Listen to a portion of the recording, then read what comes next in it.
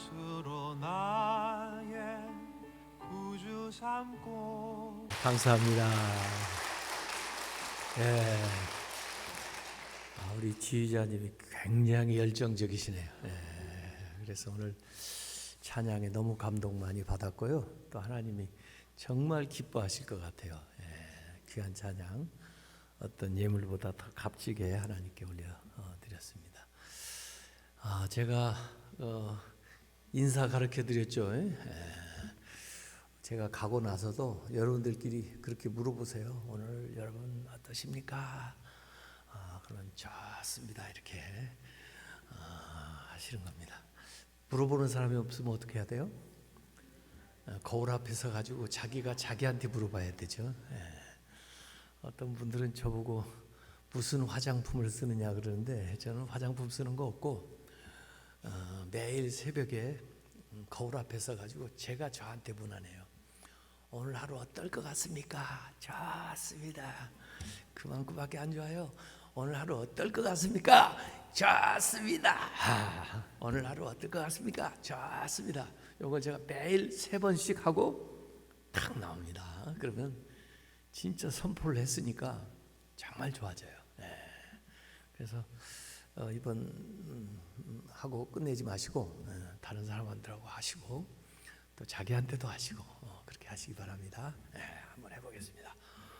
오늘 여러분 어떠십니까? 좋습니다. 정말 좋아 보이십니다.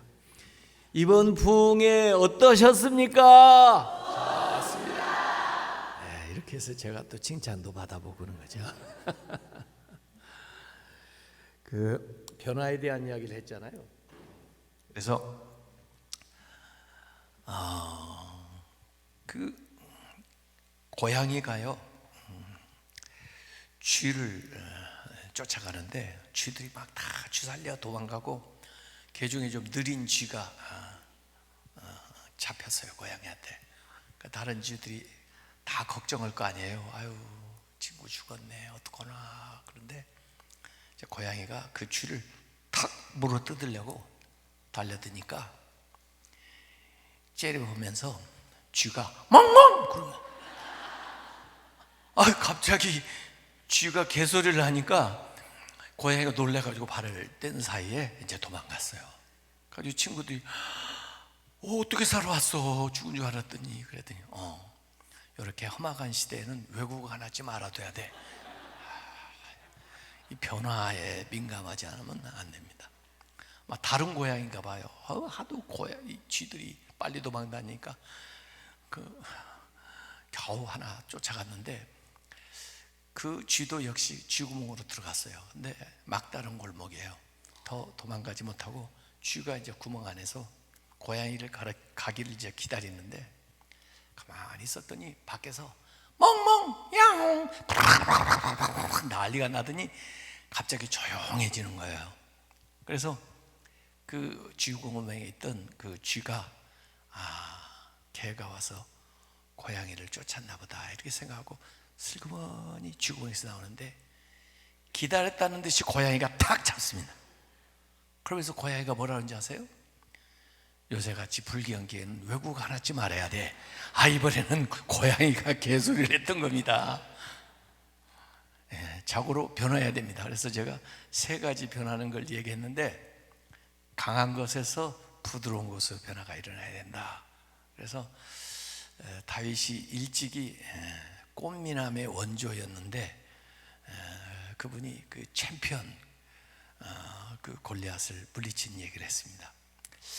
어저께는 2번째 변화 얘기를 했는데 보이는 것에서 보이지 않는 것으로 변화가 일어난다. 그래서 유형의 자산도 물론 없는 것보다 있는 게 낫지만은 그것보다는 무형의 자산이 훨씬 더 중요한데 그 보이지 않는 믿음, 영감, 지혜, 감동, 우리가 하는 이 모든 것들이 세상을 변화시킬 만한 놀라운 능력의 원천이다. 그걸 어떻게 활용할 건가 하는 얘기를 어제 드렸습니다.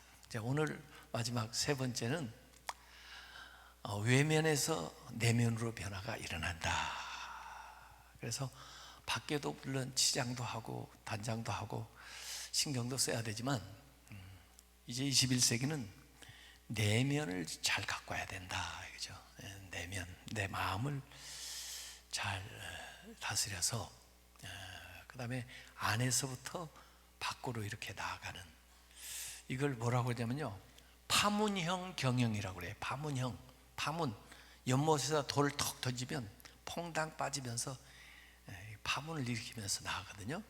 예루살렘과 온 유대와 사마리아와 땅끝까지 이렇게 원심력적으로 번져나가는데, 이걸 파문형 경영이라고 그래요. 그래서 내 자신을 잘, 내면을 추스리고 가정을 잘 돌보고, 그 다음에 여러분 같으면 이제 일터를 잘 돌보고, 저 같으면 교회를 잘 돌보고, 이렇게 하면서 밖으로 나가야지, 자기도 제대로 못 돌보고 가정도 제대로 못 돌보면서 뭐 교회를 하겠다, 무슨 사업을 하겠다 그러면 그건 그야말로 기초공사가 부실한 모래 위에 지은 집이 돼가지고 어느 순간에 무너집니다. 싱크홀 신드롬이라고 폭 꺼져버립니다. 그래서 한순간에 가버려요. 그래서 자신을 잘 이렇게 해야 됩니다. 그래서 잠언 4장 23절에 그런 말씀이에요. 모든 지킬 것들이 많지만은 네 마음을 지켜라. 생명의 근원이 내 마음에서부터 나온다 그랬어요. 물론 건강도 지켜야 하고, 가정도 지켜야 하고, 돈도 지켜야 하고, 명예도 지켜야, 다 지켜야 되지만 그보다 먼저 내 마음을 지켜라. 그래서 내 속사람을 잘 살피고 가꾸고 내면의 중심을 잘 잡고, 이게 이제 밖으로 번져나가는 경영을 해야 진짜 반석 위에 지은 인생처럼 든든하게 환난과 어려움이 와도 끄떡없이 이렇게 지내게 되는 겁니다. 오늘 이 사무엘서 읽었습니다마는, 이 사무엘서에 사실 여기 사무엘 얘기가 나오지만 그저께 다윗 얘기도 했잖아요. 그래서 이 사사시대 얘기부터 시작이 됩니다. 그래서 사사시대의 특징은 사사기 2장 10절에 나와요. 이스라엘이 이제 광야 생활 끝나고 가나안에 이렇게 들어와서 정복해가지고 정착해서 사는데, 그때 이제 사사시대가 일어나는 거죠. 근데 여호수아 이후에 그때의 특징을 사사기 2장 10절에 뭐라고 했냐면, 그곳에서 세대들이 이렇게 일어나는데 다음 세대가 아니고 넥스트 제너레이션이 돼야 되는데, 넥스트 제너레이션이라는 것은 앞에 부모 조상들의 믿음을 잘 이어가면 그 이은 세대는 넥스트 제너레이션이 되는 겁니다. 근데 그 사사기 2장 10절에는 거기서 태어난 사람들이 다른 세대가 다른 세대, different generation, 다른 세대가 태어났어요. 그러니까 얼굴도 같고 언어도 같고, 그런데 그들이 더 이상 부모가, 조상들이 믿는 하나님을 안 믿어요. 그래서 그 다른 세대의 특징을 하나님을 알지 않고 또 하나님이 하신 일도 모르고, 그러니까 영적 암흑기가 확 사사기에 찾아오는 겁니다. 가나안에 사는데도, 그 풍부한 데 사는데도, 광야 없을 때도 하나님 잘 믿었는데, 없을 때도 사실 축복이 있어요. 있을 때도 시험이 있어요. 광야에 없을 때 잘 견뎌냈는데 믿음으로, 가나안에 있을 때 그 믿음을 잘 유지해 못 가요. 그래서 없음의 시험은 잘 통과했는데 풍부의 시험에는 다 넘어진다. 제가 이번 주일 설교 준비하다가 왔는데요, 톨스토이 그 단편집에 보면 악마와 빵 한 조각이라는 이야기가 있습니다. 이 가난한 농부가 일을 하러 나가면서 항상 빵 한 조각을 싸가죠. 그래서 나무 밑에다 놓고 일을 해요. 그러다가 이제 점심때쯤 되면 허기가 지니까 와서 빵을 먹곤 했는데 어느 날 보니까 빵이 없어졌어요. 그러면 막 불평을 하고 막 누가 가져갔어? 어느 놈이야? 막 그럴 텐데 이 사람은요, 나보다 더 어려운 사람이 있어서 빵을 먹으려고 가는 가정은 나보다 그래도 나는 집에 빵이 있으니까 다행이지. 그 사람이라도 잘 먹고 지냈으면 좋겠다고 그러면서 오히려 감사하니까 사실 악마가 그걸 시험하기 위해서 죄 지게 만들려고 그걸 감춰뒀는데 그게 안 됐잖아요. 그래서 악마 대장한테 가서 혼나요. 이놈아, 그래가지고 되는 줄 알아? 그럼 어떻게 할까요? 그래가지고 이번에는 그 농부 집에 들어와요. 그래가지고 그냥 저 먹고 살게만 해주시면 제가 열심히 일을 하겠습니다. 그래가지고 일을 하는데 그 사람이 들어와서 일을 한 때부터 막 잘 되기 시작하는 거예요. 농사도 잘 되고 가지고 수확이 많아진 거예요. 그러니까 이거 곡식을 그냥 팔아가지고는 돈이 많이 안 되니까 이걸 술을 빚어가지고 팔면 훨씬 더 부가가치가 나서 돈을 더 잘 벌 수 있다고 그래가지고 그다음에 그 쌀막걸리 뭐 이런 거 만들어가지고 팔아요. 그러니까 사람들이 그거 먹고 마시고 또 자기도 돈이 생기니까 같이 친구들하고 흥청망청하고 그러다 보니까 감사도 없고 믿음도 없어지고 그렇게 해서 타락했다. 이 얘기입니다. 이 사람도 없음의 시험은 잘 견뎠는데 풍부의 시험에서 넘어진대. 우리 한국교회가 지금 딱 그래요. 어려웠을 때는 하나님만 의지하고 우리 부모들이 선배들이 교회도 세우고 전도도 하고 그래서 하나님의 복도 받았는데 이제 막상 우리의 대한민국이 대단합니다. 지금 밖에 나가보면 코리아 르네상스라고 그래요. 코리아 르네상스. 한국 전성시대예요 지금요. 뭐 노벨 문학상이 나오지를 않나, 뭐 드라마, 뭐 아파트 뭐 하지를 않나. 하여간 이야 지금 대한민국이 말이에요. 그런데 우리 아이들이 더 이상 교회를 오지 않습니다. 역삼각형이요. 아래로 확 내려가면서 신자율이 확 줄어들고 있어요. 우리가 이제 다음 세대에 선교사를 보내. 왜? 미전도 종족이에요. 걔들이 지금 신자율이 지금 이들이 우리를 이어가는 다음 세대가 되지를 못하고 다른 세대가 되고 있습니다. 그게 사사시대. 우리가 영적 암흑기에 쫙 들어가요. 그래도 하나님이 불꽃을 남겨뒀는데 이스라엘 남부 쪽에서는 룻기, 그 사사시대에 있던 이 얘기예요. 룻기에 사실 그 룻이라는 여자 이 얘기하고 보아스 이 얘기, 나오미 이 얘기가 나오지만 제일 뒤로 가면 오벳, 이세, 그리고 결국 다윗 이렇게. 그래서 다윗을 준비시키는 거예요. 이렇게 왕, 이스라엘의 왕. 그런가 하면 이제 또 한쪽에는 사무엘서에 한나가 나옵니다. 이건 실로, 이스라엘 그 당시 수도라고 얘기하는 중부 지방에 있었던 이 얘기인데 이름은 한나인데 실제적으로는 하나도 못 나요. 그래가지고 그 남편에게 두 부인이 있는데 그 다른 부인은 애를 낳아요.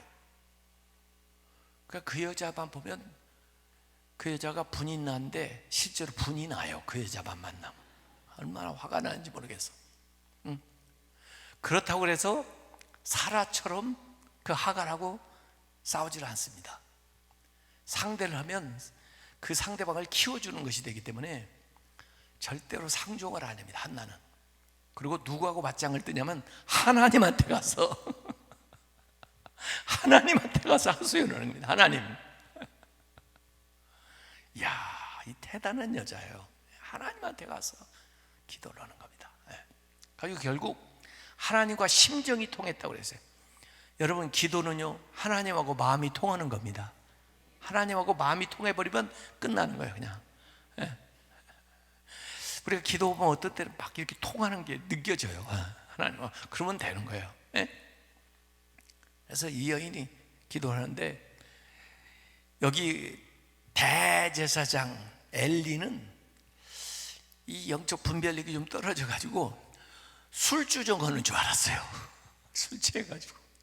그리고 이 여자야 왜 여기 와서 이렇게 술 먹고 주정해? 참, 기도하는 사람 보고 그 말이 돼요. 그래도 한나는 항의하지 않고, 제가요 술 먹어서 그런 게 아니고요, 저 한이 많은 여자예요. 그래서 하나님과 심정이 통한 것 뿐입니다.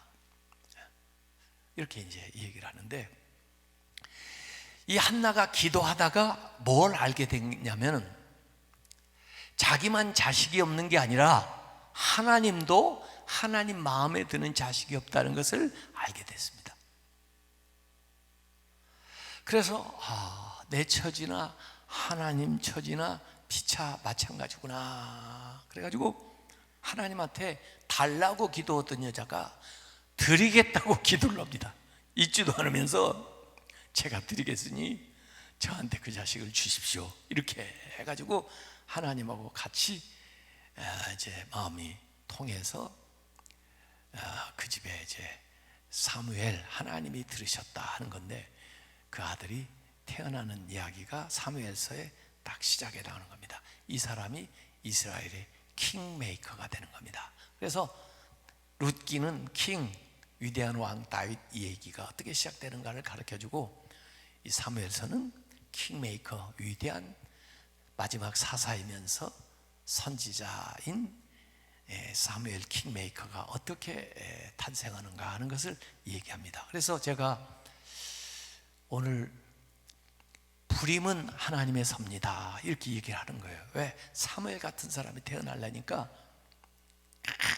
간절히 기도하게 만든 다음에 특별한 방법으로 앞으로 하나님이 쓸 귀한 인물을 그 가정에 딱 맡겨주기 때문에, 혹시 이제 불임 때문에 기도하는 분들은 진짜 특별한 자녀가 태어날 징조죠.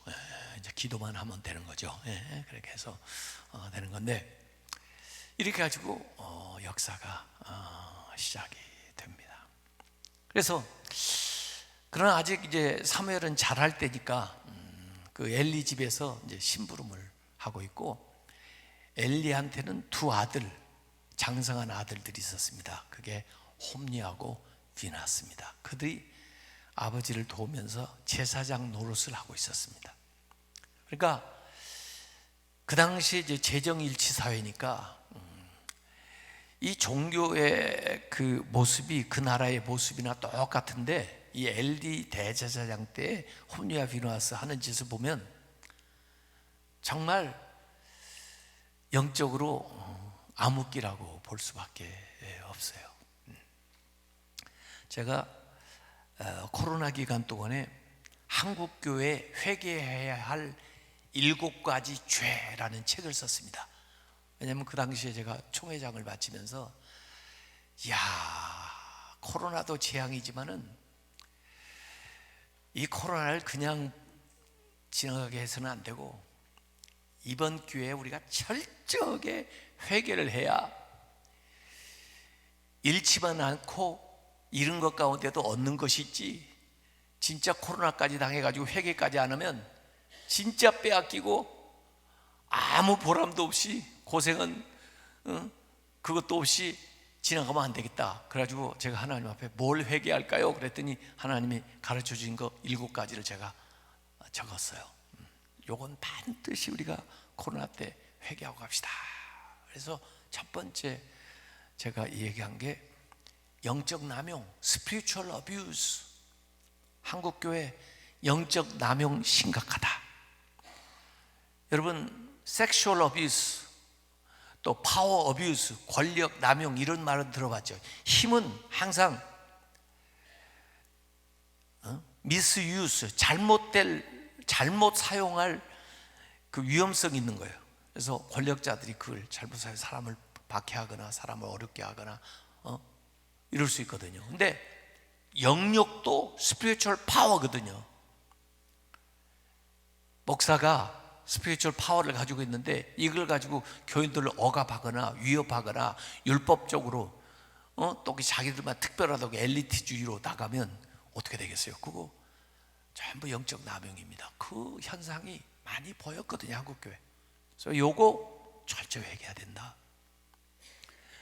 또 공의 사유화, 일반 사회에서도 공직에 있는 사람이 그 공권력을 이용해 가지고 사욕을 챙기면 그것도 큰 죄인데, 사실 교회도 공이고 당회장으로서 담임 목사로 내가 맡은 것도 공적인 일인데 이걸 가지고 사욕을 챙기는데 하면은 그것도 공의 사유하거든요.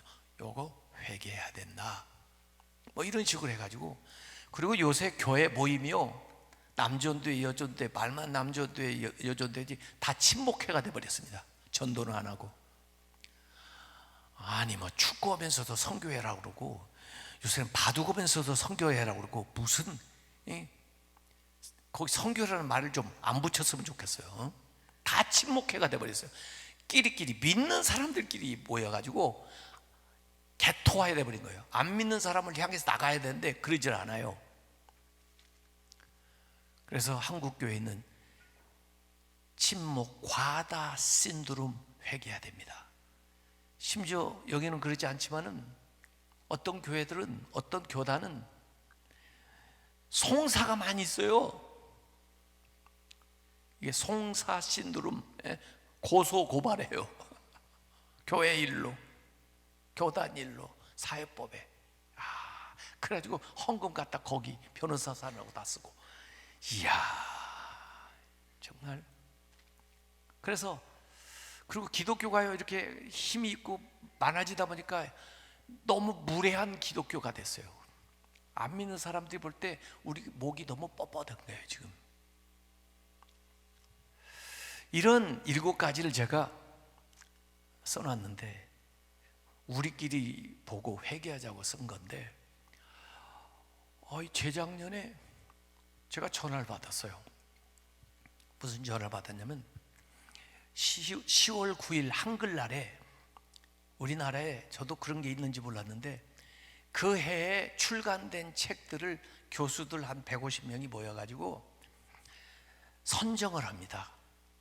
교양 분야의 어떤 책, 문학 분야의 멋진 책 이렇게 해가지고. 근데 제 책이 교양 분야의 세종도서에 선정됐다고 합니다.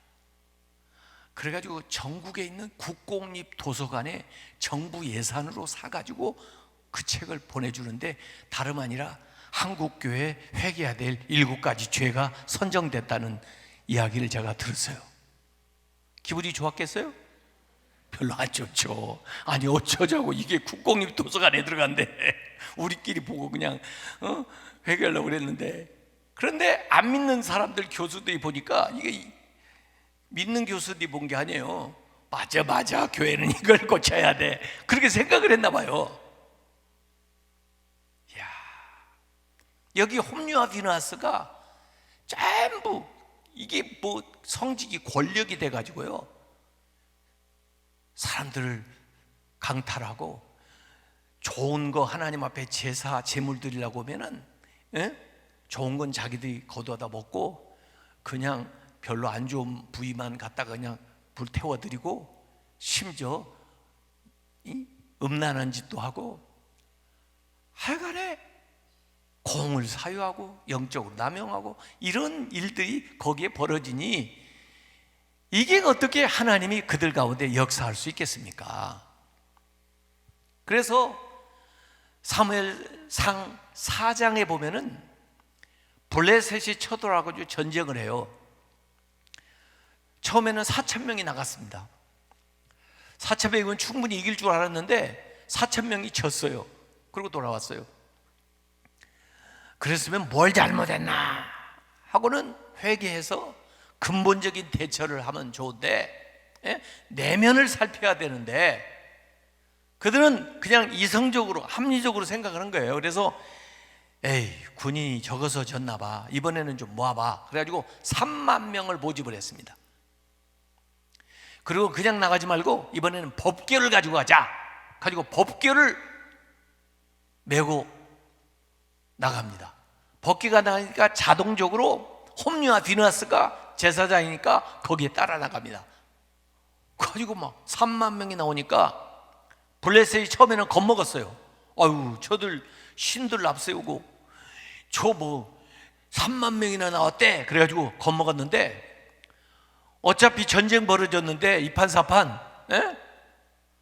확 달라들어서 서로 싸움 붙었는데 결국 어떻게 된지 아세요? 이 3만 명도 대패를 하고 법궤도 빼앗기고, 하나님의 임재가 없는데 그 법궤가 무슨 능력이 나오겠어요? 그건 박스지. 법궤도 빼앗기고, 그거 메고 같이 갔던 혼이 비나스도 전장터에서 죽고, 패전했다는 소식을 전해줬는데 엘리는 나이 많아가지고 또 자기 몸만 어찌 키워가지고 하도 처먹어가지고 이렇게 흔들흔들하고 있다가 그 졌다는 소식을 딱 듣고 쇼크 받아가지고 자빠졌는데, 우리 같으면 그냥 타박상 정도 입을 텐데 하도 몸이 비둔해가지고 성경에 그대로 나와요. 자기 목을 자기 몸이 눌러가지고 죽었다는 거예요. 연달아 계속 죽는 거예요. 전쟁에서도 죽죠. 그 아들 홈리 비나스 죽죠. 그리고 그 아버지 엘리 죽죠. 그 이야기를 비느하스의 아내가 산딸이 다가왔는데 이야기를 듣고 갑자기 산통이 오면서 아이를 낳았는데, 산에 아이를 낳았는데 보통 같으면 기쁠 일인데 기쁜 마음이 하나도 없는 거예요. 이 여자도 죽어가면서 그 아이의 이름을 지어주었는데 그 이름이 이가봇입니다. 이가봇의 뜻은 하나님의 영광이 이스라엘에서 떠났다는 거예요. 참 슬픈 얘기입니다. 하나님의 영광은 하나님의 임재인데 하나님의 임재가 떠나면 이가봇 되는 겁니다. 이가봇 국가 되고 이가봇 교회 되고 하나님의 임재가 떠나면 이가봇 신자 되는 겁니다. 그럼 아무 능력이 안 나네. 안 꼽는 찐빵 되는 거예요. 우리가 세상에 행복해지기보다 뭘 더 원해야 되면 하나님의 임재에 충만하기를 구해야 됩니다. 신자는 하나님 임재가 충만해야 돼요. 그래서 다윗은 시편 51편에 보면 범죄하고서도 제일 먼저 주의 성신을 저에게서 거두지 마옵소서 이렇게 기도했어요. 주의 성신을 거두면 아무리 사울 왕이라도 보잘것없는 걸 보았거든요. 다윗이 엘리라도 홈리 비느하스라도 주의 임재가 떠나면 아무것도 아니에요. 아무것도. 그래서 20년 동안 블레셋에게 압제를 당하게 된 겁니다. 땅도 뺏기고 주권도 뺏기고. 그래서 이 이가봇의 이유를 본질적으로 우리가 알아야 돼요. 우선 사무엘상 2장 12절에 뭐라고 얘기하고 있느냐면 홈리와 비느하스 그 엘리의 아들들이 하나님을 알지 않더라 그랬습니다. 호세아서 6장 3절에는 뭐라고 했어요? 하나님을 알라, 힘써 하나님을 알라 그랬는데 제사장이라는 사람이 하나님을 알지 않더라. 그러니 일반 국민들은 말할 것도 없죠. 하나님을 아는 지식이 가장 귀한 지식인 걸 믿으시기 바랍니다. 영어 무슨 수학 공부하는 데는 열심을 내는데 하나님을 아는 데는 열심이 없어요. 하나님을 알지 않더라. 하나님 관심이 없어요. 또 사무엘상 2장 17절에 보니까 하나님께 드리는 제사를 멸시했다고 그랬어요. 신령과 진정으로 정성을 다해서 하나님께 제사를 드려야 되는데 형식적으로 여러분, 교회 쇠퇴의 원인은 예배가 그냥 형식화되고 예배가 생기를 잃어버리면 이가 벗되는 겁니다. 하나님께 드리는 제사를 멸시해요. 여러분, 엘리가 가정교육 실패한 사람의 전형인데 나중에 하나님이 그 원인을 가르쳐줘요. 사무엘상 2장 29절에 나옵니다. 엘리에게 너는 왜 네 자식을 나보다 더 소중하게 여겨? 여러분, 자녀들 다 소중하죠. 다 귀하죠. 그러나 하나님보다 자녀를 더 소중하게 여기면 자식이 우상이 됩니다. 절대로 여러분 인생에서 하나님 자리에 또는 하나님과 같이 또는 하나님보다 뭘 세워놓으면요, 그건 하나님 죽여버립니다. 그게 우상입니다. 그래서 세상 어떤 것보다 내 삶에서 하나님이 가장 소중하다는 것을 우리가 고백하고 나가야지, 그 하나님 자리에 다른 거 놓으면 큰일 납니다. 하나님 라이벌을 세우면 진짜 큰일 납니다. 여러분, 아브라함도 100세의 아들을 얻고 보니까 아들이 너무 귀한 거예요.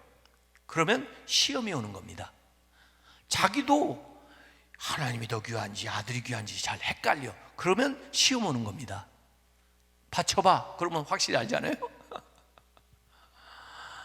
그래가지고 모리아산까지 애를 데려가잖아요.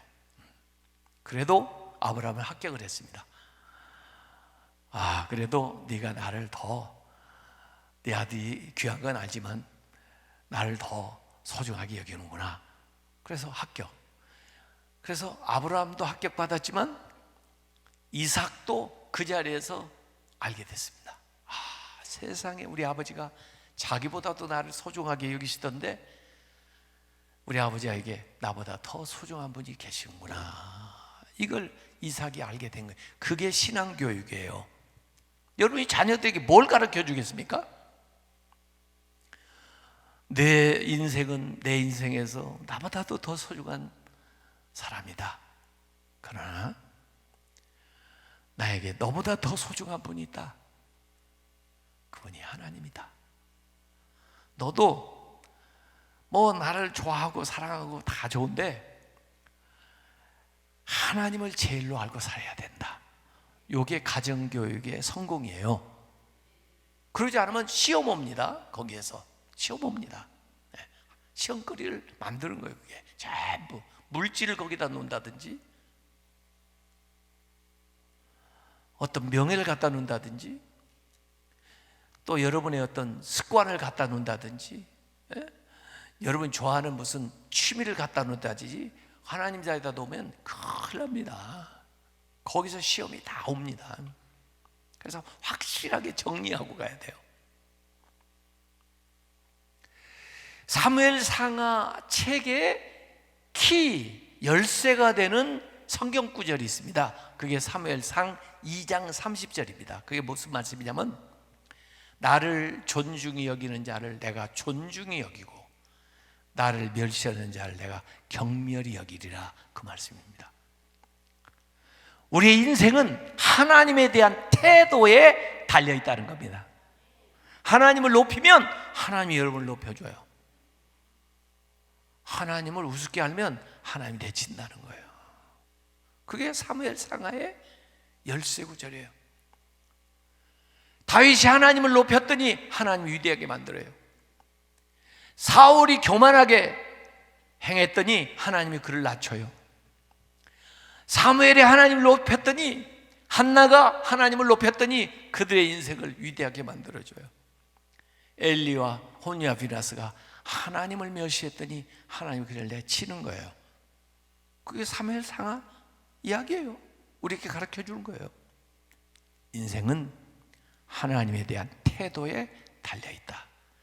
너희들이 존귀한 인생을 살기 원하는가? 하나님을 높여라는 거예요. 하나님을 그렇게 찬양하고 하나님을 예배하고 하나님을 전하고 하나님을 자꾸 높이란 말이에요. 그러면 하나님이 절로 여러분을 높여주시고, 하나님을 멸시하면은 하나님이 내친다는 거예요.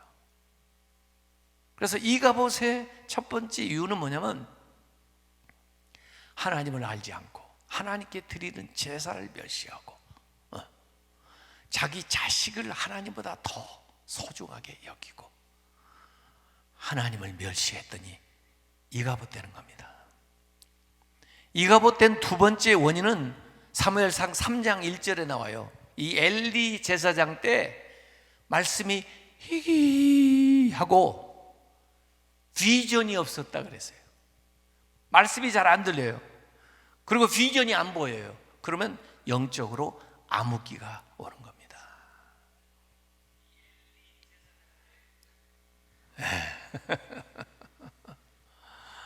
여러분, 그 말씀, 이 말씀이라는 게요, 왜 안 들리는지 아세요?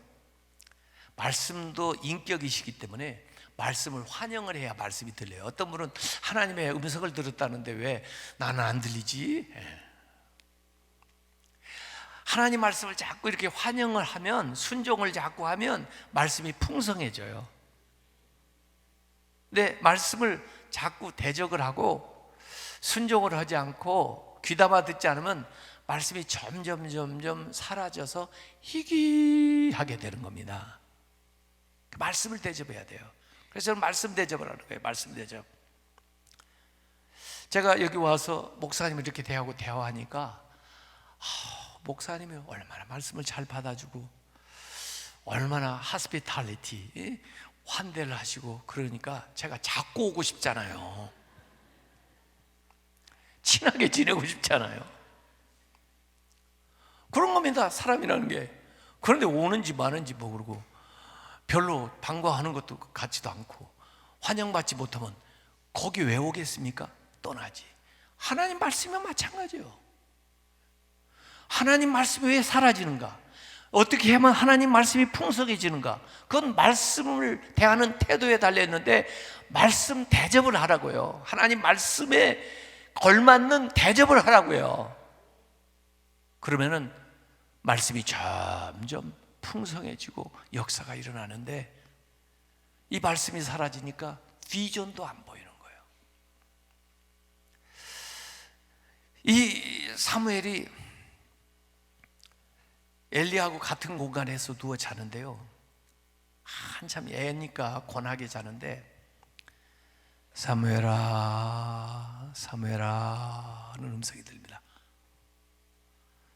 이 아이는 엘리 대제사장님이 부르시는 줄 알고 벌떡 일어나가지고 달려갔어요. 대제사장님 뭐 심부름 시킬 거해서 부르셨습니까? 그랬더니 이 양반은 잠도 잘 안 와, 나이 들어가지고. 무슨 소리가 들렸다 그래. 아무 소리도 없는데. 야야 가서 자. 괜찮아, 가서 자. 또 와서 누워가지고 잠이 그냥 들을만 한데 사무엘아 사무엘아 또 벌떡 일어나가지고 대제사장님 저 부르셨습니까? 근데 아니라고 그러네. 가서 자. 또 누웠는데 사무엘아 사무엘아 그래서 또 벌떡 일어나서 대제사장님 저 부르셨습니까? 그랬더니 얘가 왜 그래? 그런데 이 엘리도 옛날에 하나님 음성을 들어본 적이 있나 봐요. 이상하네. 야, 하나님이 너를 부르신지 모르겠다. 그러니 이번에 너를 부르는 소리가 들리거든 나한테 오지 말고 그 자리에서 무릎을 꿇고 주여 말씀하옵소서 종이 듣겠나이다 그렇게 하라고 가르쳐줘요. 이야, 엘리가 한 긍정적인 역할 딱 여기 한 번 나와. 이 사람 진짜. 아니, 두 번 나와 사실은. 한 번은 이 한나가 술주정 하는 줄 알고 뭐라고 했다가 저 사실 기도해서 그런 거예요. 아이가 없어가지고요. 그때 너에게 하나님이 자녀를 주기를 원하노라 그 말하고 두 번 나와요, 엘리가. 그래서 이번에 또 누웠는데 사무엘아 사무엘아 들리는 거예요. 이 아이는 평생 처음으로 하나님의 음성을 직접 듣는 겁니다. 얼마나 떨리겠어요. 불을 탁 떨리게. 하나님 말씀하옵소서. 종이 듣겠나이다. 하나님 말씀하시는 거예요, 사무엘한테. 야, 근데 그 말씀 내용을 다 들어보면 사무엘에게 할 말이 아니야, 엘리한테 할 말이야. 근데 하도 제가 못 들으니까, 안 들으니까 이제 사무엘한테 하나님 말씀을, 쟤하고 나 말하래. 제가 듣고 싶으면 너한테 들으라고 그래. 촛대를 확 옮겨버린 거야, 이 어린 사무엘한테. 여러분, 이거 얼마나 비참한 노릇입니까? 그래가지고 아침에 아니나 다를까 엘리가 불러요. 너 간밤에 하나님이 뭐라고 하시는지 한마디도 빼놓지 말고 나한테 얘기하라 그래. 그러니까 하나님께서요, 대제사장님이 하시는 이 얘기라고 그럽니다. 그러면서 하나님이 심판하신다고 합니다. 이 이야기를 사무엘이 엘리에게 들려줘요. 그 당시에 선지자는요, 대언하는 사람이에요. 하나님 말씀 받아서 대언하는 사람인데, 이제 하나님이 이미 사울이 왕일 때 다윗에게 촛대를 옮긴 것처럼 엘리가 대제사장 때 이미 촛대를 이 사무엘에게 옮긴 거예요, 아무리 어린아이라도. 그래서 그때부터 하나님의 음성을 듣기를 시작한 거예요. 그러면서 이스라엘에 대한 비전이 생겨나게 되는 거예요. 이게 이제 사무엘서가 진행되는 그런 과정입니다.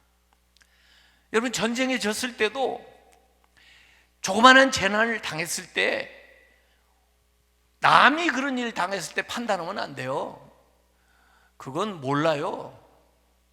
꼭 죄 때문에 그런 거 아닐 수 있어요. 그러니까 남이 그럴 때는 가서 그냥 울어주고, 왜 그렇게 얘기하면 안 되고, 어떻게 같이 할까, 어떻게 위로할까, 그렇게 해야지만, 내가 어려움을 당했을 때는 항상 하나님 앞에 자신을 돌아봐야 돼요. 제일 먼저 내가 하나님 앞에 뭔가 회개해야 될 게 없나, 뭔가 하나님의 말씀대로 못 산 게 없나. 자기 자신인 경우에는 자기를 돌아봐서 근본적인 대처를 해야 문제가 해결되지, 그러지 않고 그냥 겉으로 처방을 해가지고는 문제가 근본적으로 안 됩니다. 여러분, 제가 한국에 왔을 때 미국에서 저 일산에 살았어요. 사골세 얼어가지고 일산에 셋집에 살았는데, 어느 날 이렇게 텔레비전을 보니까 일산, 그 당시 이제 신도시 조성하면서 가로수를 도로 옆에 이렇게 심는데, 구덩이를 크게 파놓고, 그 다음에 어디에서 이제 크게 자란 나무들을 갖다가 적당히 이 가로수를 쭉 심었나 본데, 이 비싼 나무들이 다 죽는 거예요. 그러니까 그 뭐 밖에서 이제 처방을 하는 거죠. 링거 같은 것도 붙여놓기도 하고, 물도 주기도 하고 막 하는데도 살아날 기미가 없이 다 죽는 거예요. 그래서 할 수 없이 기중기를 하나 가져다가 그 심은 나무를 뽑아봤어요. 그게 텔레비전 뉴스에 나와서 제가 봤다고요. 이분들이 아마 구덩이를 파고 먼 데서 이제 나무 가져올 때 뿌리에서 흙 떨어지지 말라고 고무 밧줄로 뿌리 부분을 다 이렇게 감싸고 해가지고 여기까지 이동을 해서, 거기에다가 이제 이 추럭에서 탁 한 그루씩 이렇게 세워놨는데, 심는 사람이 그 고무 밧줄을 자르고 그리고 흙을 덮어야 되는데, 그것도 모르고 그냥 이렇게 잡아가지고 흙을 다 덮어놓은 거예요.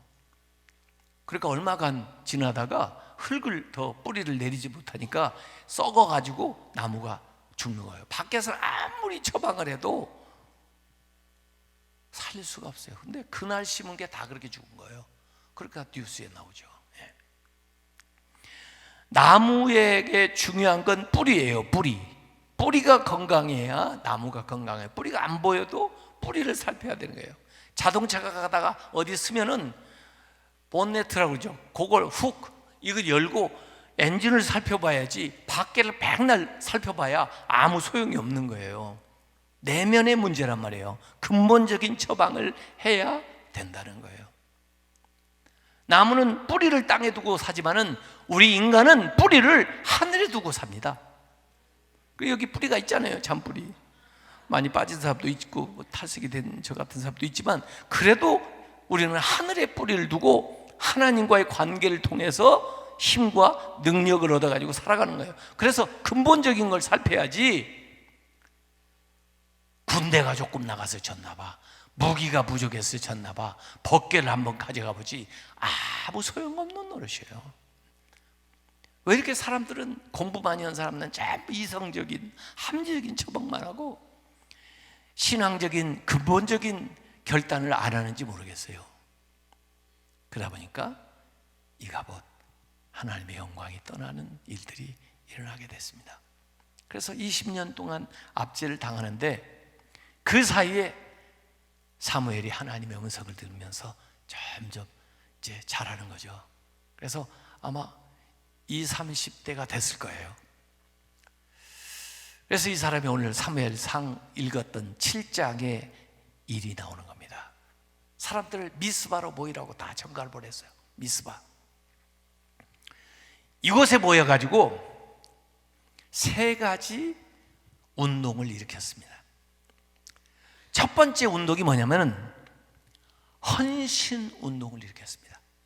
우리가 하나님께 전심으로 돌아가자. 사람에게는 진심을 다해서 대해야 되지만 하나님께는 전심을 다해야 됩니다. 마음과 뜻과 정성을 다해서 하나님을 섬겨야 돼요. 우상 다 척결하고, 여러분 그 이스라엘이요 원래 유목 생활들 했잖아요. 그래서 이들이 광야 생활하면서도 유목을 했는데, 자기들이 생각하기를 하나님은 유목민의 하나님인가? 이런 생각을 했어요. 그런데 가나안에 와서 딱 정착을 하고 보니까 농사를 짓고 살잖아요. 유목을 하지 않고. 근데 그들 뭘 믿나 봤더니 바알을 섬기는 거예요. 태양신, 비신 이런 걸. 그래서 바알과 아스타롯, 이게 남신 여신, 그래가지고 그들이 뭐 비를 내려주고 뭐 태양을 내려주고 그래가지고 농사가 잘 되는 줄 알고, 전공이 서로 다른 줄 알고, 이 법궤 저기 성막에다가 번제단을 이게 큰 걸 만들어 놓으면 대체로 이제 큰 재물은 자기들이 지금까지 섬기던 하나님한테 번제단에 드리고, 뒷다리 같은 거 하나 갖다가 옆에 바알의 단을 만들어 가지고 보험을 들어 놓는 겁니다. 왜? 농사 짓고 사니까. 얘가 이건 전공인가 봐. 그래서 양다리를 걸치고 사는 거예요. 엘리야 때도 그러잖아요. 너희들이 언제까지 양다리 걸치고 살래? 하나님이면 하나님, 바알이면 바알 해. 나는 하나님 할 거야. 다 걸기 해보자. 어떤 신이 진짜 신인지 신 경진대회 한번 해보자. 그래가지고 엘리야가 얘기하잖아요. 사무엘 때도 마찬가지예요. 그러니까 다 아스타롯, 바알 다 제거하고 오직 하나님만 전심으로 섬기자. 네? 여러분 마음속에 하나님이 주님이십니까? 아니면 손님이십니까? 주님이세요? 이렇게 많이 주님이라고 얘기했는데 난 처음 받았네. 어떤 분들은 손님이요 그러는 분들이. 손님하고 주인 차이는 아시겠죠? 네. 우리 마음에 방이 여러 개가 있습니다. 굉장히 많은 방들이 있습니다. 우리 뭐 아파트에도 만약에 손님이 오시면은 어떻게 하나요? 손님 보고는 환영해요. 잘하셨어요. 여기 거실에서 좀 편하게 쉬시고요. 텔레비전도 보세요. 그리고 손님 방은 이 방이거든요. 여기에서 주무시고요. 그리고 여기 또 화장실 있거든요. 이 화장실을 쓰세요. 그리고 또 목 마르고 뭐 드시고 싶은 거 있으면요. 여기 냉장고 있어요. 이 냉장고에서 드세요. 그러지만요. 여기는 안방이거든요. 안방은 안 들어오셨으면 좋겠어요. 또 우리 안방에도 사실 화장실인데 그건 저희들이 쓰는 화장실이니까요. 네. 그러면 그 사람이 손님이죠. 그렇죠? 그건 손님입니다. 주인은 다 자유롭게 다 아무데나 쓸 수 있는 거 아니에요? 예? 만약에 우리가 예수님을 마음속에 모시는데 그 중에 어떤 방은 딱 잠궈 놓고 여기는 못 열어드려요. 보려고도 하지도 마세요. 이건 난 보여주고 싶지가 않거든요. 이러면 주님이에요? 손님이에요? 손님이죠. 자, 제가 다시 물어볼게요. 하나님이 여러분한테 주님이십니까? 손님이십니까? 그래도 다 주님이라고 하시네요. 대단하시네요. 네, 마스터키 다 드려버렸어요. 어디든지 열어보세요. 어디든지 쓰세요. 어디든지 다 주관하세요. 여러분 주님이에요. 그게 헌신운동이에요. 전심으로 주를 섬기는 거예요. 부분적으로만 섬기는 게 아니에요. 마음과 뜻과 정성과 목숨을 다해서 주님을 나의 주님으로 섬깁니다. 이 헌신운동을 일으켰어요. 그 다음에 회개운동을 일으켰어요. 회개운동. 우리의 죄 때문입니다. 남 탓하지 않았어요. 우리 부모님 잘못입니다. 제 잘못입니다. 그리고 회개하는 거예요. 여러분, 부흥은요 회개할 때 일어나는 겁니다. 역대하 7장 14절에 내 이름으로 일컫는 내 백성이, 하나님의 백성 아닌 사람 관둬. 걔들은 원래 그렇게 사는 사람들이에요. 그것 때문에 하나님 받아받는 게 아니에요. 하나님은 하나님의 백성에게 관심이 있어요. 세상이 죄가 많아서 멸망하는 게 아니에요. 소돔 고모라 죄가 많아요. 그렇다고 멸망하는 게 아니에요. 하나님이 찾는 의의가 없어서 망한 거예요. 우리가 죄가 많아서 망하는 게 아니에요. 하나님이 찾는 의의가 있으면 그 죄에도 불구하고 구원받을 수가 있어요. 우리에게는 예수 그리스도의 의의가 있어요. 우리에게는 그것이 나를 구원하는 거예요. 나의 많은 죄에도 불구하고. 근데 소돔 고모라는 그들을 사할 수 있는 의의가 없어요. 그래서 다 망한 거예요. 그래도 그 중에서 그 롯의 가족들은 하나님은 그래도 아브라함의 기도를 들어서 구해줬죠. 예.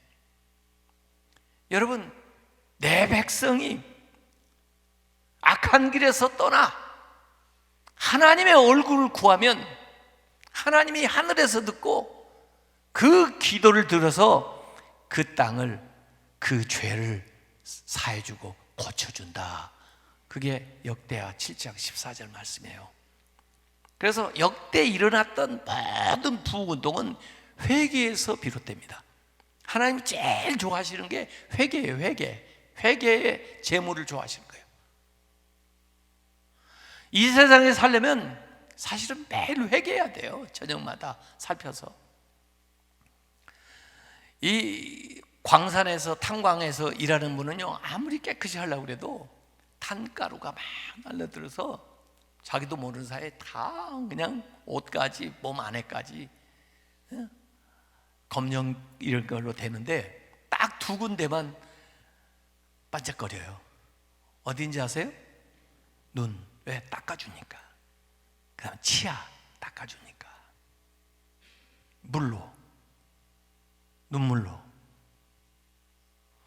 아무리 사막이고 광야라도 거기에다 물기를 내면요 옥토됩니다. 그래서 회개해야 돼요. 신자가 이 험한 세상을 살아가는 데서 하나님이 회개하는 걸 제일 좋아해요. 여러분이 헌금하는 것보다 하나님이 회개하는 걸 더 좋아하세요. 탕자가 돌아오니까 막 송아지를 잡고 막 잔치를 벌이잖아요. 탕자가 돌아왔을 때 누가 제일 싫어했어요? 송아지. 그날 죽었어. 그렇게 하나님 좋아하시는 거예요. 네? 그 큰아들은 그거 먹어보지도 못했어요.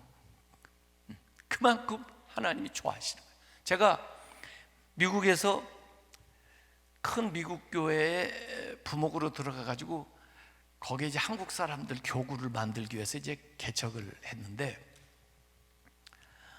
뭐 개척곡이 얼마나 어려운지. 그 내슈빌이라는데 그 당시 제가 그 밴드빌트 대학 다닐 때는 한국 사람이 한 500명이나 됐나 그래요. 두 개 교회가 한인교회가 있었고, 저는 이제 외국인 교회에 있으면서 한국 사람들 전도하러 다니는데 전도가 참 힘들어요. 한 6개월, 1년 했는데도 30명 모으기가 힘들어요. 그 30명을 거의 다 제가 전도했어요. 공부하고 시간 나면 프리마켓 가서 세탁소 가서 같이 일 도와주면서 얘기하다가 한 사람 전도 간다.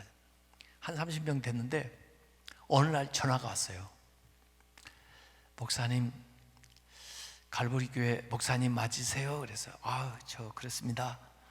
누구세요? 그랬더니 저 아무개인데요.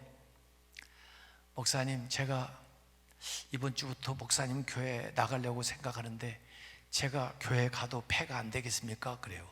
난 그런 전화 처음 받아봤네요. 아니 그게 무슨 말씀이세요? 환영합니다. 오시면 저희들이 기쁘죠. 어디 사세요? 제가 모시러 갈게요. 그랬더니 교회가 어디 있는 줄 압니다. 제가 예배 시간도 알고 있고요. 제가 이번 주일에 11시 예배에 제 아내하고 제 딸아이하고 셋이 교회로 찾아뵙겠습니다. 그런데 말이에요, 우리 교인 30명밖에 안 돼. 3명이 그 주일에 온다니까 얼마나 설레는지 막 설교도 열심히 준비하고 막 그래가지고 진짜 올려나 후 했는데 멋있는 부부, 인물도 막 출중해요. 근데다가 딸 하나 딱 데리고 이분들이 왔어요. 얼마나 좋은지. 그래가지고 신앙생활 한 6개월쯤 하고 여름 이제 교인들 수양회를 갔어요. 한 3, 40명도 안 되니까 전체 다 갔어요. 교인들이 강사도 모실 형편이 안 되니까 제가 그냥 2박 3일 말씀을 전하고 이렇게 저녁 집회 딱 마쳤는데 그분이 손을 들어요.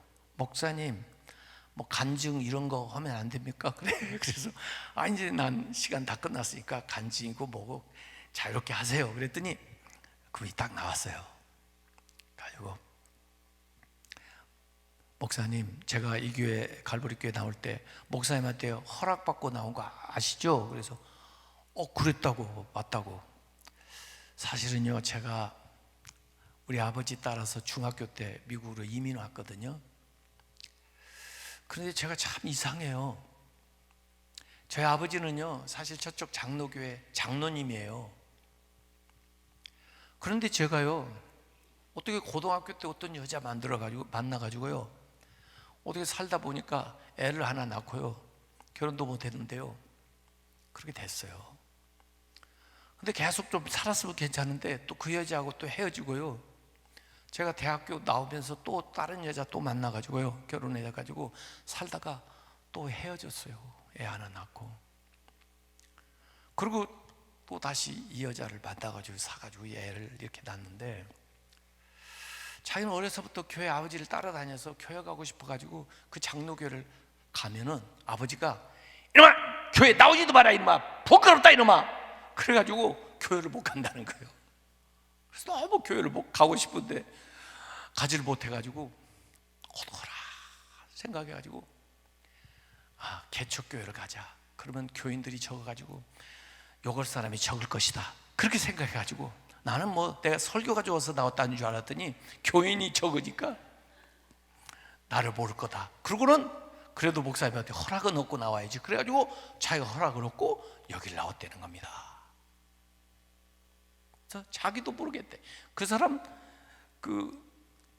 공인회계사인데도 제가 신방을 가면 둘플렉스 어렵게 살아요. 왜냐하면 전처들 아이들 이 생활비 대줘야 되니까 어려워요. 예? 저는 그 사정이 있는지도 몰랐죠. 예. 이분이 그런 거예요. 자기는 자기가 생각해도 참 이상해. 인생을 왜 이렇게 사나. 자기가 보면 이 물고기가 낚싯바늘 딱 물어가지고 이렇게 눈이 튀어나오고 왜곡된 것처럼 그렇게 살고 있대. 자기 표현이 그래요. 다른 사람들이, 다른 물고기들이 자기 좀 와서 좀 도와줘가지고 이 바늘 좀 빼줬으면 좋겠는데 전부 손짓하면서 저놈 이상한 놈이라고, 못된 놈이라고, 가까이 하면 안 되는 놈이라고 전부 그러고 가니 자기가 어떻게 사냐고. 자기도 이렇게 살고 싶냐고. 난 그러고 살고 싶지 않다고. 그래서 지금까지 잘못한 건 할 수 없고, 이제 앞으로라도 제가 제 아내하고 이 아이 데리고 행복하게 잘 살고 싶습니다. 그런데 저도 저를 잘 모르니까 여러분들이 저를 위해서 좀 기도 좀 해주시고, 어떤 데는 따끔하게 좀 혼내주시고, 그렇게 하시면 좋겠습니다. 제가 진짜 새롭게 살고 싶습니다. 제가 누나가 하나 있는데요, 제 누나가 그래요. 야, 아무개야, 네가 새 여자하고 살아봤잖아. 나한테만 얘기해. 어떤 여자가 제일 좋더냐? 그래서 자기가 그년이라고 그랬대요. 내 말이 아니고 그 사람이 한 말 그대로 나는 옮기는 거예요. 그런데 자기는 왜 그렇게 사는지 자기도 이해가 안 된대요.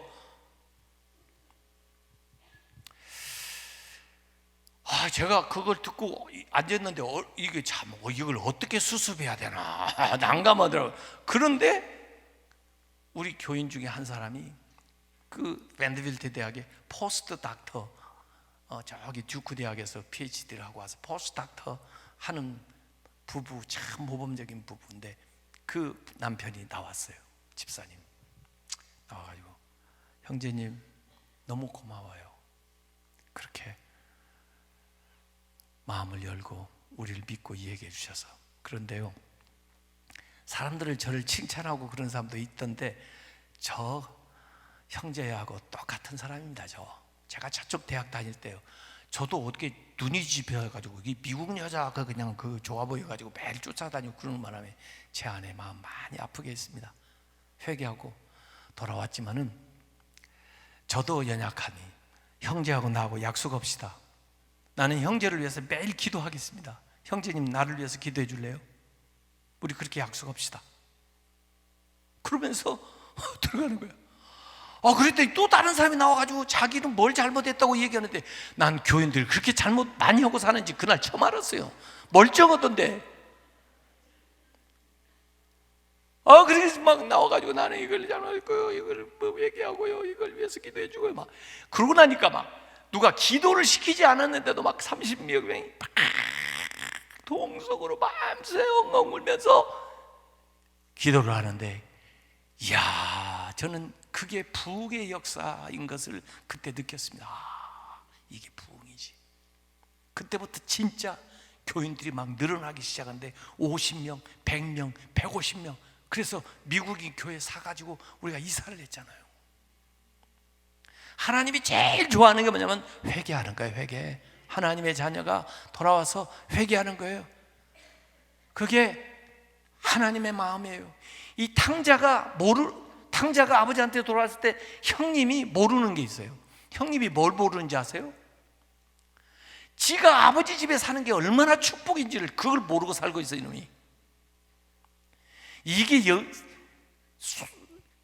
송아지 한 마리가 문제가 아니야. 아버지하고 같이 사는 게 얼마나 축복인지를 모르고 있어요. 형이 뭘 모르는지 아세요? 동생이 얼마나 비참한가를 모르고 있어요. 죄지면 좋은 줄 아세요? 집 떠나가지고 돼지 열매를 먹으려고 돼지하고 붙여놓으면 다 나빠요. 돼지하고 같이 가면 돼지 같은 놈, 돼지보다 앞에 가면 돼지보다 더한 놈, 돼지 뒤에 가면 돼지보다 못한 놈. 돼지하고 붙어가지고 좋을 게 뭐 있어요? 이스라엘 사람들 돼지를 혐오한단 말이에요. 그런데 그걸 서빙을 하고 그걸 먹는 걸 먹고 사는 이 동생이 얼마나 비참한가, 그걸 모르고 있어. 그게 부러워요? 이 형님은 아버지의 마음을 모르고 있어. 아버지가 지금 그 자식 나갔는데 잠이 오겠어요? 밥을 먹으면 마음이 편하겠어요? 아니, 큰아들이 아버지 마음도 모르고 있어요. 그 자식이 돌아와서 그렇게 아버지가 기뻐가지고 잔치를 벌이는데 그걸 불만을 품고, 이야, 정말 아버지가 뭘 좋아하는지 알았으면 자기가 손 벗고 발 벗고 나서서 그놈을 찾아다니다가 데려가 와야 될 거 아니야. 아버지 마음을 몰라. 그래서 그 자식도 집안의 탕자라고 그러는 거예요. 하나님은요, 회개하는 걸 좋아하십니다. 하나님 앞에 우리가 드리는 제사는 회개의 제사예요. 네. 하나님 앞에. 그래서 부흥운동은 전부 회개할 때, 평양 대부흥운동도 길선주 장로가 회개하면서부터 이렇게 시작되는 거예요. 그래서 헌신운동, 회개운동을 일으키니까 블레셋 군대가, 사람들이 지금 20년 동안 압제를 하고 있었잖아요. 쟤들이 모여가지고 무슨 시위를 하나, 쟤들이 우리한테 반항을 하려고 하나, 그래가지고 군대를 이끌고 쳐들어옵니다. 여러분, 20년이나 압제를 당했으니 무슨 무기가 있겠어요? 무슨 군대가 있겠어요? 무슨 힘이 있겠어요? 20년 전에도 졌는데 지금은 뭐 어떻게 스스로 이겨내요? 쳐들어와요. 그때 세 번째 운동을 사무엘이 일으킵니다. 그 운동이 기도 운동이에요. 기도. 하나님께 부르짖어 기도하자. 여러분, 기도로 싸우는 거예요. 기도로 전투하는 거예요. 무기로 싸우는 게 아니고, 군사로 싸우는 게 아니고, 기도로 싸우는 거예요. 하나님 앞에 부르짖어 기도해. 하나님, 우리를 도와주세요. 우리 좀 살려주세요. 그래서 성경을 가만히 보면 하나님이 우레를 바랬다고 그랬어요. 우레. 번개를 친 거예요.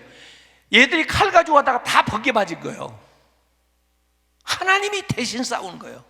이스라엘 대신 블레셋과 하나님이 싸우는 거예요. 이들이 기도하기 때문에. 그래서 20년 전에는 4,000명 나가고 3만 명 나가도 어찌할 수 없는, 그런 무기를 가지고 가도 군인들이 나가도 어떻게 할 수 없었던 이 블레셋을 20년간 압제받던 이스라엘이 무찌른 거예요. 쫓아낸 거예요. 그래서 다시 그 땅을 되찾아요. 그리고 거기다 돌로 새겨놨는데, 에베네셀, 하나님이 여기까지 우리를 도우셨다, 주권을 찾은 거예요. 그래서 사무엘이 결국 킹메이커가 되고, 그리고 이스라엘의 왕조가 시작되는 역사가 나오는 것입니다. 이건 기적 같은 일이라고요. 우리나라 해방도요, 사실은 우리가 일제 36년 압제받으니까 시간이 갈수록 힘이 없어지잖아요. 일본이 세계대전에서 패망하지 않았으면 이게 우리가 아무리 힘을 써도 말이에요, 한계가 있잖아요. 이스라엘이 블레셋에서부터 해방을 하고 주권을 되찾고 땅을 되찾아서 하나님 우리를 도우셨다 하는 미스바의 역사가 일어나는데, 거기에는 세 가지 운동이 일어나야 돼요. 네. 헌신운동, 회개운동, 기도운동. 그래서 엘리 대제사장 때는 이가봇 때였지만은, 이 사무엘이 하나님의 말씀을 들으면서 비전을 가지고 나오면서 결국 이 세 가지 운동을 통해서 이스라엘이 새롭게 되는. 그래서 지금 우리나라 이제 기독교가 위기 상황에 처했어요. 저도 지금 우리 교회 118년 된 교회인데, 지속 가능한 교회가 제 모토예요. 지금 내일 우리 당회 정책 당회라는데, 지속 가능한 교회를 어떻게 만들 거냐, 이게 과제예요. 왜냐하면 다음 세대들이 점점 줄어들고 있거든요. 예? 그런데 이 위기를 잘 대처하면 기회가 되는 거예요. 이 바로가 꾼 꿈, 이 꿈 안에는 위기도, 위험도 있고 기회도 들어있는 거예요. 사람들은 몰라요. 그러나 요셉은 알아요. 그래서 요셉은, 이 준비된 요셉은 그 위기를 기회로 만드는 거예요. 결국은 그걸 위해서 준비를 하는 거예요.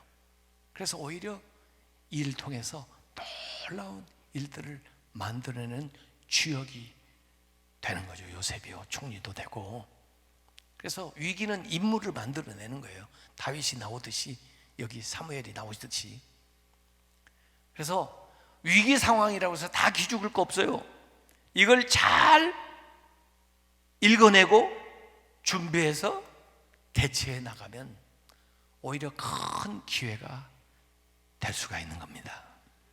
그래서 이가봇에서 에베네셀로 나아가는 여러분들 되시길 바랍니다. 내면을 살피세요. 어떤 일이 있어도 내면을 살피세요.